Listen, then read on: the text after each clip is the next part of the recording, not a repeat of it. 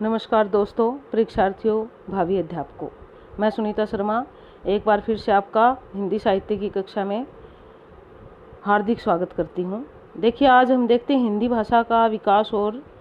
भाषा और उसका विकास पार्ट 3। अभी तक हमने 2 भाग किए थे इसके, जिसमें हमने हिंदी भाषा को अलग अलग सोपानों में देखा कि किस प्रकार विकसित हुई वो। अब हम देखेंगे कि हिंदी भाषा विकसित होने के बाद फिर उसकी साहित्यिक रूप देने के लिए तथा पूरे देश में उसको राष्ट्रभाषा को बनाने के लिए क्या क्या योगदान हुआ। चलिए देखते हैं, आगे बढ़ते हैं हम। हिंदी भाषा और इसका विकास भाग 3। जब आम लोगों की भाषा बन गई हिंदी, तो उसको विभिन्न संस्थाओं ने और पत्र पत्रिकाओं ने उसको राष्ट्रभाषा बनाने में तथा लोगों को फैलाने में विशेष योगदान दिया। इसी योगदान को हम पढ़ेंगे आगे आने वाले में। सबसे पहले बात करते हैं हम प्रमुख संस्थाओं की। जो प्रमुख संस्थाएं थी जो हिंदी भाषा से जुड़ी हुई थी और जिनका योगदान हिंदी भाषा के लिए अविस्मरणीय है, हम उनकी बात करते हैं। ये प्रमुख संस्थाएं कौन कौन सी है? पहला नाम आता है काशी नागरी प्रचारणी सभा का। इस सभा की स्थापना 10 मार्च 1893 ईस्वी में की गई थी।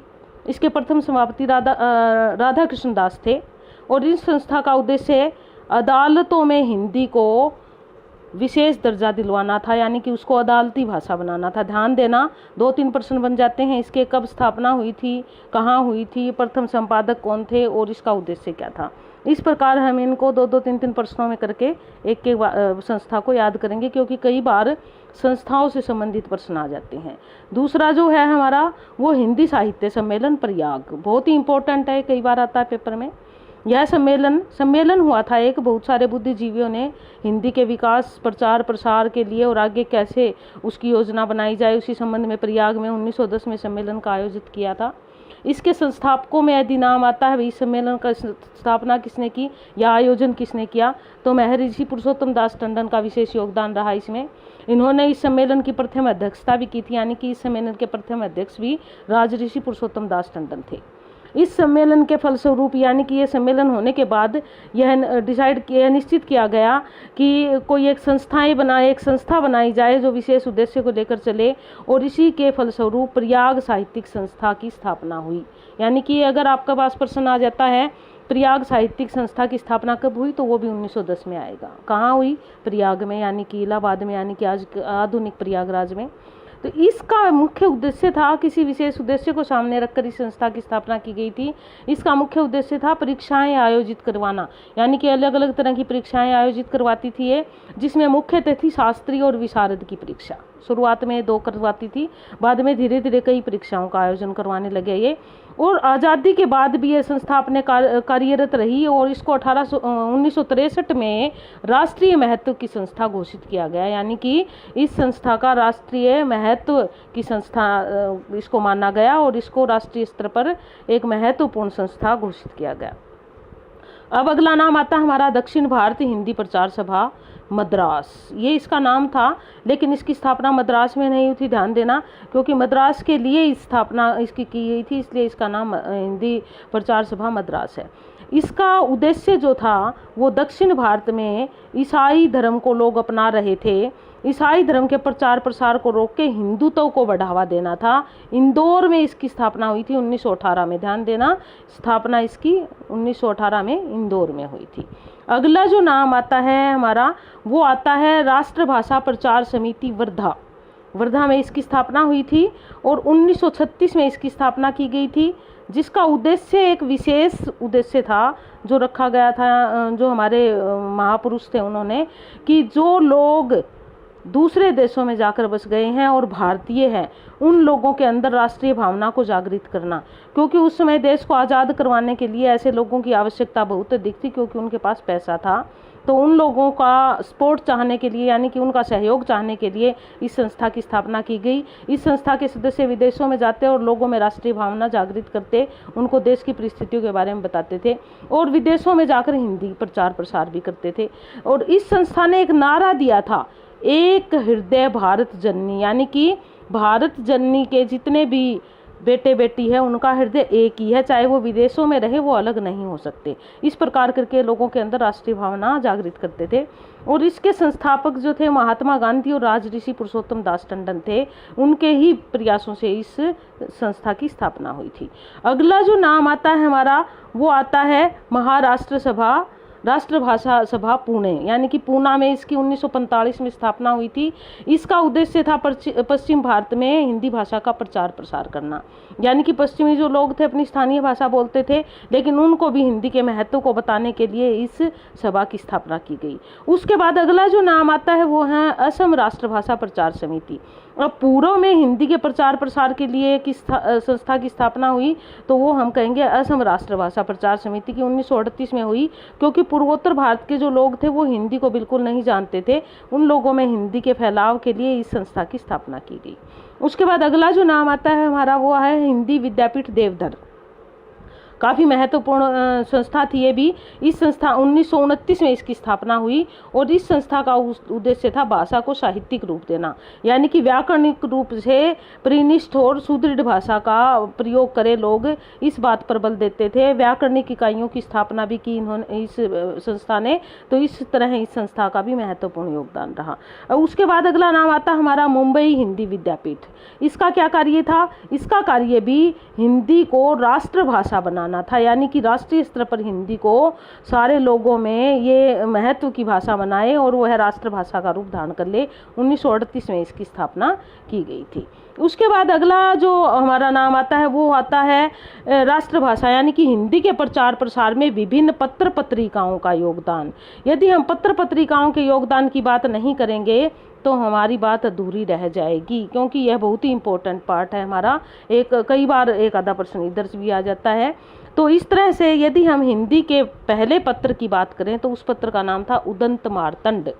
उदंत मार्तंड जो है बहुत ही महत्वपूर्ण बात है ये। इस पत्र का जिक्र बहुत बार होता है, बहुत जगह होता है। यह हिंदी का प्रथम पत्र था जो मई 1826 में कलकत्ता से प्रकाशित हुआ था, लेकिन किन्हीं कारणों से, यानी कि यह राष्ट्रीय भावना से प्रेरित रचनाएं निकालता था, तो सरकार का दबाव था और भी कई कारण थे। उन कारणों से इसे दिसंबर 1927 में ही 1827 आएगा, ये गलती से 1927 लिखा गया है यहाँ पे, 1827 में इसको बंद करना पड़ा। यह साप्ताहिक पत्र था, यानी कि सप्ताह में एक बार निकलता था यह पत्र। ध्यान देना, इसको आप करेक्ट करोगे 1827।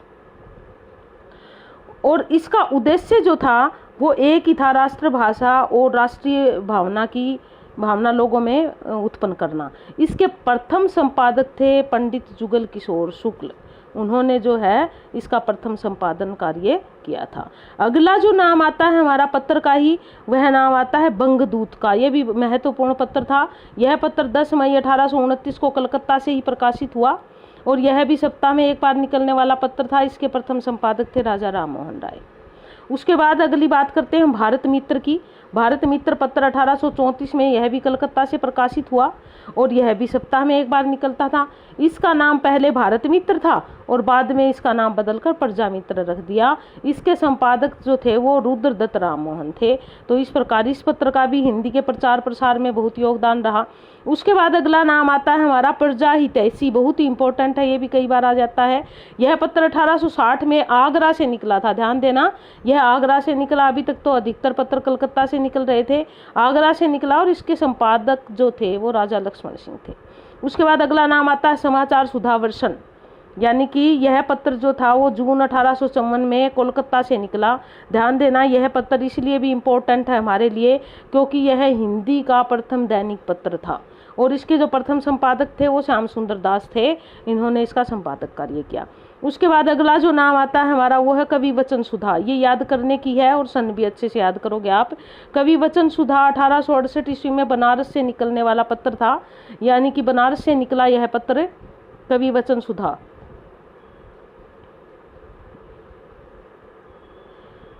यह एक कवि वचन सुधा 1868 में बनारस से निकलने वाली मासिक पत्रिका थी।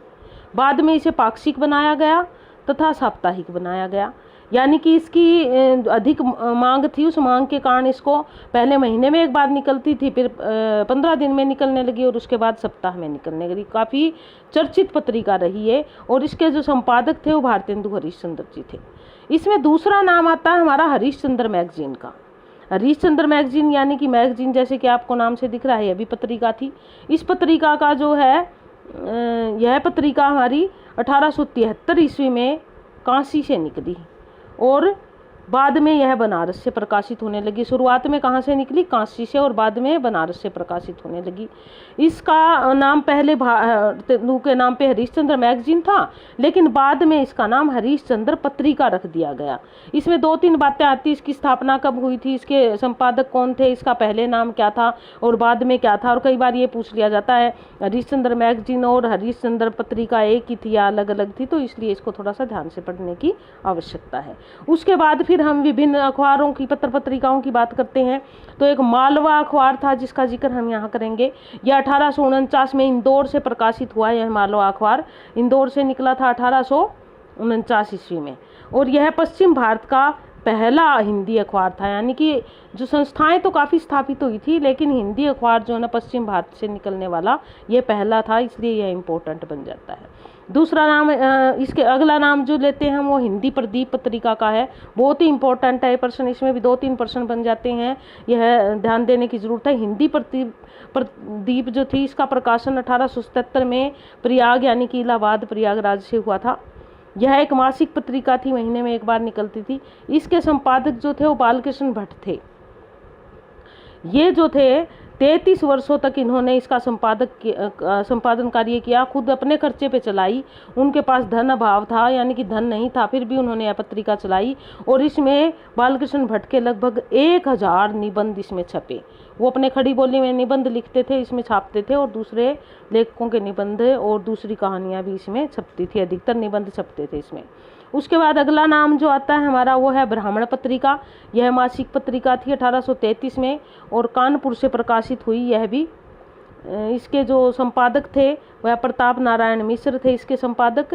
तो इस प्रकार इसका नाम जो है, प्रताप नारायण मिश्र ने भी हिंदी में बहुत बड़ा योगदान दिया है। उसके इस तरह से उपरोक्त वर्णित सभी पत्र पत्रिकाएं जो है वो हमारी वो किसकी मानी है? भारतेंदु युग की मानी जाती है, यानी कि भारतेंदु हरिश्चंद्र युग की। अब कुछ थोड़ी बहुत पत्र पत्रिकाओं का जिक्र करेंगे हम जो द्विवेदी युग की थी। श्री महावीर प्रसाद द्विवेदी और आचार्य उनका द्विवेदी युग की प्रमुख पत्र पत्रिकाएं कुछ इस प्रकार थी। सबसे पहला नाम यदि द्विवेदी युग में आता है तो वह आता सरस्वती पत्रिका का। इस पत्रिका का प्रकाशन 1900 ईस्वी में शुरू हुआ था। बहुत ही इम्पोर्टेंट था, बहुत बार आता है पेपरों में, कब हुआ था इसका शुरुआत। लेकिन यह काशी से प्रकाशित हुई थी, और इसके प्रथम जो संपादक थे वह जो है बाबू श्याम सुंदर दास थे। ध्यान देना, कई बार प्रथम संपादक पूछ लिया जाता है, क्योंकि सरस्वती पत्रिका का जब नाम आता है तो हम आंख बंद करके महावीर प्रसाद द्विवेदी कहते हैं, ऐसा नहीं है। 1900 से लेकर 1903 की शुरुआत तक इसके संपादक बाबू श्याम सुंदर दास रहे थे। इसका प्रकाशन शुरुआत में काशी से होता था और बाद में इसको इलाहाबाद से प्रकाशित किया जाने लगा।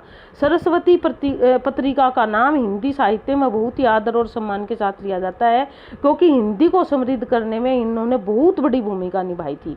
आचार्य महावीर प्रसाद द्विवेदी थे, वो बहुत अच्छे हिंदी विशेषज्ञ थे, और उन्होंने हिंदी को बढ़ावा देने के लिए इसमें बहुत सारे लेखकों को और कवियों की कविताएं और लेख छापे थे, और बहुत सारों को उन्होंने शिक्षा भी दी थी, जिसमें निराला जी का नाम भी महत्वपूर्ण है। तो इस प्रकार 1903 में ये संपादक बने महावीर प्रसाद जी, और 1920 तक संपादक रहे।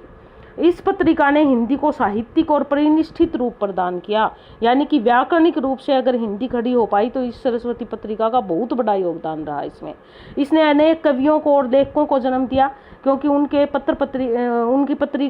उस पत्रिका में उनके पत्र, उनके निबंध, उनकी कहानियाँ, कविताएं वो छपती थी, और ये महावीर प्रसाद द्विवेदी जी पहले उनका अवलोकन करते थे और फिर छापते थे। इस प्रकार बहुत सारे ऐसे कवि और लेखक थे जिनकी रचनाएं इसमें छपी। उसके बाद हमारा पत्र आता है अगला अभ्युदय। 1907 में प्रयाग से निकलता था अभ्युदय पत्र। यह भी एक साप्ताहिक पत्र था, और मदन मोहन मालवीय थे इसके संपादक। और अभ्युदय ने जो है ना देश के लोगों को अंधविश्वास मिटाने के लिए बहुत सारी शिक्षाएं दी। हर तरह के इसमें लेख छापे जाते थे। उसके बाद अगला नाम आता है कर्मयोगी। हमारा पत्र कर्मयोगी जो था 1909 में यह भी प्रयाग से प्रकाशित हुआ। इसके संपादक सुंदरलाल थे। फिर आगे एक और नाम आता है मर्यादा पत्रिका। यह पत्रिका 1909 में प्रयाग से निकली थी। बाद में यह यहाँ से चल के आगे अगले समय तक भी प्रकाशित होती रही। उसके बाद इसके जो संपादक थे वो कृष्णकांत मालवीय थे आरंभिक। प्रताप जो पत्र था यह 1913 में कानपुर से निकला था। इसके गणेश शंकर विद्यार्थी इसके संपादक थे, इसलिए इम्पोर्टेंट हो जाता है। उसके बाद अगला नाम आता है सुदर्शन पत्रिका का। कई बार यही पूछ लिया जाता है क्योंकि ये राजस्थान के जो है वो जयपुर से प्रकाशित होती थी। यह पत्रिका 1900 में निकली और इसके संपादक जो थे वो देवकी नंदन खत्री थे। उसके बाद जो है हमारा अगला नाम आता है समालोचना पत्रिका। इसका नाम भी कई बार पूछ लिया जाता है। यह जयपुर से प्रकाशित होती थी अभी और 1902 में प्रकाशित हुई। संपादक चंद्रधर शर्मा गुलेरी थे इसके। फिर नाम आता है हमारा इंदु पत्रिका का। यह 1909 में काशी से निकलती थी। यह भी मासिका पत्रिका थी। इसके संपादक और सन थोड़े थोड़े याद कर लेना इन पत्रिकाओं के। उसके बाद एक बहुत बड़ा नाम आता है कल्याण। यह एक धार्मिक पत्रिका थी जो गोरखपुर से 1925 में निकलनी शुरू हुई, यानी कि इसका प्रकाशन जो 1925 से शुरू हुआ और आज भी यह निकल रही है। आजकल पिछले दिनों ये गोरखपुर प्रेस काफ़ी चर्चित रही कि उनके पास पैसा नहीं है, फिर भी वो इस प्रकार की पत्रिकाएं लोगों को के लिए छापते हैं। तो यह कल्याण आज भी निकलता है यह पत्रिका वहाँ से। उसके बाद अगला नाम आता है हंस पत्रिका का। यह पत्रिका 1930 में बनारस से प्रकाशित हुई और इसके संपादक थे प्रेमचंद, इसलिए काफ़ी इंपॉर्टेंट बन जाती है। एक और चीज़ भी है इसमें, हंस पत्रिका जो थी वो दिल्ली से भी निकलती थी, ये दिल्ली से ही प्रकाशित होती थी। दिल्ली में इसके संपादक का नाम राजेंद्र यादव था। तो ध्यान देना आप, अलग अलग चीज़ है, दोनों संपादक अलग अलग है, पत्रिका एक ही थी जो दो जगह से प्रकाशित होती थी। उसके बाद अगली बात करते हैं हम छायावादी युग की। अब छायावादी युग की बात करते हैं। इसमें भी कुछ पत्रिकाएं थी जिन्होंने हिंदी के विकास में योगदान दिया। चांद पत्रिका का नाम आता है सबसे पहले, 1923 में निकली है। भी प्रयाग से निकलने वाला पत्र था ये, सॉरी पत्रिका नहीं। इसके रामरक्ष जो थे इसके संपादक थे, रामरक्ष दलित। उसके बाद है माधुरी पत्रिका, 1922 में लखनऊ से निकली और इस पत्रिका के संपादक नंद दुलारे भार्गव थे। ध्यान देना, नंद दुलारे वाजपेयी नहीं, नंद दुलारे भार्गव। उसके बाद अगला नाम आता है हमारा समन्वय पत्र और मतवाला पत्र, दोनों निकलते थे, दोनों ही कलकत्ता से निकलते थे। और समन्वय और मतवाला दोनों के संपादक निराला रहे हैं। इसके अतिरिक्त शिवपूजन सहाय तथा महादेव प्रसाद भी इनके संपादक रहे। उसके बाद अगला पत्र आता करमवीर पत्र। यह जबलपुर मध्य प्रदेश से निकलता था और माखनलाल चतुर्वेदी इसके संपादक थे। धर्मयुग पत्रिका थी, काफ़ी चर्चित पत्रिका थी और धर्मवीर भारती जी जो थे वो इसके संपादक थे उस समय। उसके बाद है अगला विभिन्न विश्व हिंदी साहित्य सम्मेलन। देखिए अभी तक हमने पत्र पत्रिकाओं की बात की थी, अब हमारी जो हिंदी भाषा थी उसने राष्ट्रीय भाषा का रूप भी ले लिया, भारत आज़ाद भी हो गया, बहुत सारा जो ना हिंदी के संबंध में हमने पढ़ा। लेकिन क्या हमने आज़ादी के बाद हिंदी के विकास के लिए कुछ नहीं किया? नहीं किया। हमारी जो भारत सरकार है उन्होंने शुरू से क्या किया, विश्व हिंदी सम्मेलन जो ना आयोजन करने का फैसला लिया कि हम विश्व हिंदी सम्मेलन करेंगे और अंतर्राष्ट्रीय स्तर पर हिंदी को पहचान दिलाएंगे। तो भारत सरकार के द्वारा अंतर्राष्ट्रीय स्तर पर हिंदी को प्रचार प्रसार को बढ़ावा देने के लिए हिंदी सम्मेलनों का आयोजन किया जाने लगा। और ये हिंदी सम्मेलन शुरुआत में तो ये बात हुई थी कि हर साल किए जाएंगे, लेकिन ये हर साल नहीं हुए, बीच में कई कई सालों का इनके जो है वो ठहराव आया। और अब तक जो है आरंभ से लेके अब तक, यानी कि यदि हम बात करें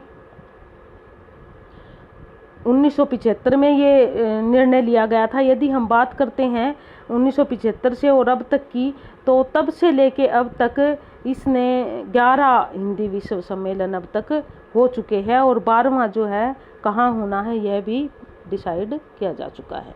अब देखिए कहाँ कहाँ हुए, थोड़ा मोटा मोटा पढ़ने की ज़रूरत है, इनको ज़्यादा समय लगाने की ज़रूरत नहीं, क्योंकि कई बार सम्मेलन पूछ लिया जाए तो ऐसा होता है, हमें इसकी ज़रूरत पड़ती है। प्रथम सम्मेलन 10 से 12 जनवरी 1975 को नागपुर में आयोजित किया। कहाँ हुआ? प्रथम नागपुर। यानी कि दूसरा जो सम्मेलन था यह 28 से 30 अगस्त तक 1976 को मॉरिशस में हुआ। देखिए एक साल के अंतराल पे हुआ दूसरा और पहला। उसके बाद यदि हम तीसरे सम्मेलन की बात करें तो इसमें जो है हमारा दूसरे और तीसरे में काफ़ी अंतर आया। तीसरा सम्मेलन जो था हमारा 28 से 30 अक्टूबर 1983 को हुआ और यह भी दिल्ली में आयोजित हुआ। तो 76 और 83 के बीच लगभग 7 सालों का फ़र्क हो गया है यहाँ पे। उसके बाद जो था अगला चौथा सम्मेलन जो है हमारा वो 2 से 4 दिसंबर 1993 को। अब ये देखिए 10 सालों के बाद हुआ और मॉरिशस में इसका आयोजन हुआ। उसके बाद 5वां सम्मेलन जो है हमारा हिंदी का विश्व हिंदी सम्मेलन वो 4 से 8 अप्रैल 1996 को त्रिनाद आएगा, त्रिनाद और है ये, ध्यान देना, करीब ये टाइपिंग में थोड़ी गलती हो गई। टोबैको की राजधानी पोर्ट ऑफ सोन में हुआ। त्रिनाद और टोबैको की राजधानी है पोर्ट ऑफ सोन, वहाँ पे इसका आयोजन हुआ। उसके बाद छठा सम्मेलन जो है वो 14 से 18 सितंबर 1999 को 14 से 18 सितंबर 1999 को लंदन में हुआ। कई बार पूछ लिया जाता है छठा सम्मेलन कहाँ हुआ था, लंदन में। उसके बाद दूसरा यह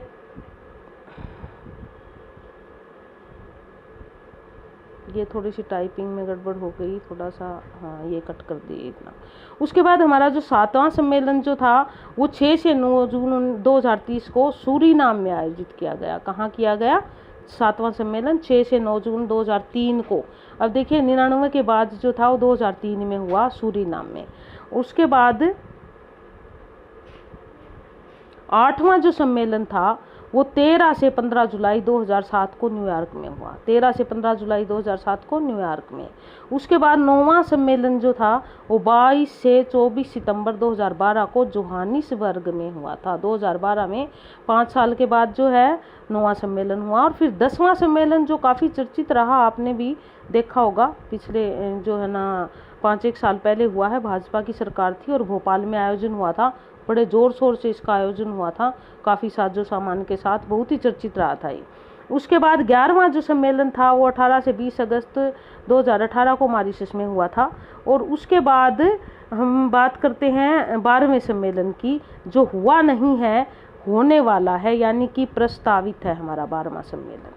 12वां सम्मेलन जो है हमारा कहाँ हुआ होगा? 2021 को फिजी में होगा। ये फिजी में प्रस्तावित है, क्योंकि जब पहला सम्मेलन संपन्न होता है तो अगले सम्मेलन के जगह की और सन की घोषणा पहले ही कर दी जाती है, इसलिए यह 12वां सम्मेलन हमारा प्रस्तावित है। अब तक कितने सम्मेलन हो चुके? 11 हो चुके। उस शुरुआत कब हुई थी? 1975 में हुई थी। अगला देखिए, अब यहाँ पर देखिए, हम हिंदी भाषा की बात जब कर रहे हैं तो हम थोड़ी सी मोटी मोटी सी हिंदी भाषा की लिपि की भी बात कर लेंगे, क्योंकि बिना लिपि की बात किए भाषा की बात अधूरी रह जाएगी। तो हिंदी भाषा की लिपि जो है वो क्या है और कैसे है और कहाँ से निकली, इसे बारे में बात करेंगे। किसी भी भाषा की लिपि की यदि हम बात करें तो जो मौखिक ध्वनियाँ हम बोलते हैं उनको लिखकर प्रकट करने वाले चिन्ह जो होते हैं वही मूल रूप से उस भाषा की लिपि कहलाते हैं, यानी कि ध्वनियों का लिखित रूप ही लिपि है। हिंदी की लिपि देवनागरी है, ये तो हमें पता ही है। इसकी जननी ब्राह्मी लिपि है, यानी कि इसकी माँ जो है ब्राह्मी है, ब्राह्मी से निकली थी, लेकिन ये ब्राह्मी से सीधी नहीं निकली। ब्राह्मी का विकास होकर कैसे निकली, इसको हम आगे आने वाली सारणी में देखेंगे। किस प्रकार हिंदी भाषा की लिपि की यदि हम बात करें तो हिंदी भाषा की लिपि का विकास, प्राचीन लिपि यदि माने सबसे प्राचीन, तो वो है हमारी ब्राह्मी लिपि, यानी कि सबसे प्राचीन लिपि ब्राह्मी लिपि थी। आगे यदि हम ब्राह्मी लिपि की फिर बात करें तो उसकी 2 आगे शाखाएं हैं, 2 बेटियां उसकी, एक उत्तर शैली और दूसरी जो है वो दक्षिण शैली। ठीक है, उसके बाद देखिए दूसरी हमारी दक्षिण शैली होगी। फिर हम दक्षिण शैली को तो छोड़ देते हैं, उत्तर शैली की बात करते हैं हम। उत्तर शैली की फिर आगे 4 बेटियां हुई, एक गुप्त लिपि, एक कुटिल लिपि, एक शारदा लिपि और एक प्राचीन लिपि। इस प्रकार उत्तर शैली हमारी 4 में विभक्त हो गई। फिर हम देखते हैं कि हमारी जो है वो देवनागरी लिपि कहाँ से निकली। फिर प्राचीन लिपि जो थी उसकी आगे फिर 2 पुत्रियाँ हुई, एक पूर्वी नागरी और एक पश्चिमी नागरी। 2 भागों में विभक्त हुई है, क्योंकि इन तीनों की बात हम नहीं करेंगे, हम प्राचीन लिपि की करेंगे, क्योंकि देवनागरी का संबंध इससे है। पूर्वी नागरी और पश्चिमी नागरी में से फिर हम पूर्वी नागरी को छोड़ देंगे और पश्चिमी नागरी की बात करेंगे। फिर हमारी पश्चिमी नागरी जो थी वो 5 भागों में विभक्त हुई। पहला राजस्थानी, दूसरा गुजराती, तीसरा महाजनी, चौथा महाराष्ट्री और 5वां देवनागरी। इस प्रकार हमारी देवनागरी लिपि का विकास हुआ। यदि हम कहें कि सीधे तौर पे तो ये पश्चिमी नागरी से विकसित हुई है, और यदि हम बात करते हैं मूल रूप से, तो मूल रूप से जो हमारी देवनागरी लिपि है वो ब्राह्मी लिपि से विकसित हुई है। इस प्रकार हमारी लिपि का, हिंदी देवनागरी लिपि का विकास हुआ। इस प्रकार यदि हम मोटे तौर पे यदि बात करें तो पश्चिमी नागरी लिपि से देवनागरी लिपि निकली है। और यदि बात आ जाती कि इसके मूल में कौन सी लिपि थी तो ब्राह्मी लिपि से विकास हुआ इसका। बात ऐसी, इस प्रकार से अलग अलग 2 प्रश्न बन जाएंगे। इसके अतिरिक्त हम कुछ अन्य भाषाओं की लिपि की बात भी कर लेते हैं, क्योंकि कई बार एक और भाषाओं के बारे में भी पूछ लिया जाता है। तो सबसे पहले हम देवनागरी लिपि की बात करेंगे। यहाँ हिंदी के साथ साथ संस्कृत, संस्कृत, नेपाली, मराठी तथा कोंकणी भाषा की लिपि है क्या? देवनागरी। फिर रोमन लिपि है, ये है फ्रेंच, अंग्रेजी और जर्मन भाषा की लिपि है, बहुत बड़ा क्षेत्र है इसका भी। फारसी लिपि है, यह अरबी, फारसी और उर्दू की लिपि है। इसके अलावा गुरमुखी लिपि है, यह पंजाबी भाषा की लिपि है। इस प्रकार कुछ लिपियों को और थोड़ा सा याद कर लेना है, कई बार अलग अलग भाषा की लिपि पूछ ली जाती है। इस प्रकार हमारा यह हिंदी भाषा और विकास उसका यह चैप्टर संपूर्ण हुआ। ये देखते रहिए, मेरा चैनल देखते रहिए, लाइक करें, शेयर करें, कमेंट्स दें और आप आगे ज़रूर शेयर करें और सब्सक्राइब करें ताकि मुझे प्रोत्साहन मिले और मैं आपके लिए आगे और भी अच्छी अच्छी वीडियो तैयार कर पाऊँ जो आपके लिए सहयोगी साबित हो। धन्यवाद। जय हिंद, जय भारत, जय हरियाणा।